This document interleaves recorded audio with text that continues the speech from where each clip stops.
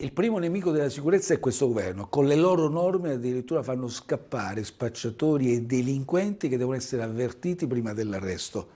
Per quanto riguarda la legge sulla separazione delle carriere, non aiuterà in nulla i cittadini che non avranno processi più brevi, servirà soltanto al governo di turno, ai politici, per diventare sempre più intoccabili e sottrarsi alle inchieste della magistratura.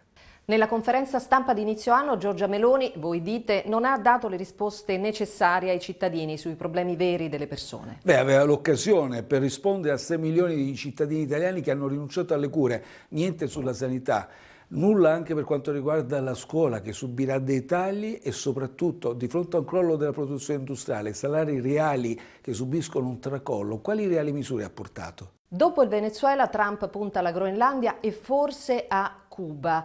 Voi avete accusato Meloni di essere genuflessa alla politica trumpiana.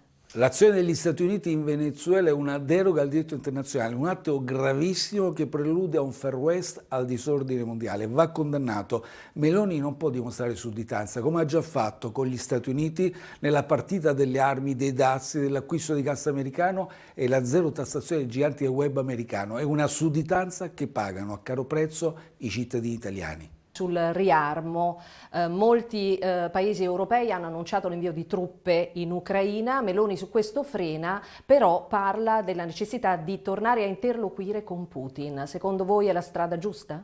Meloni, dopo anni che ha scommesso sulla vittoria militare sulla Russia a favore dell'Ucraina, implicitamente oggi ammette il fallimento e dice che bisogna parlare con Putin.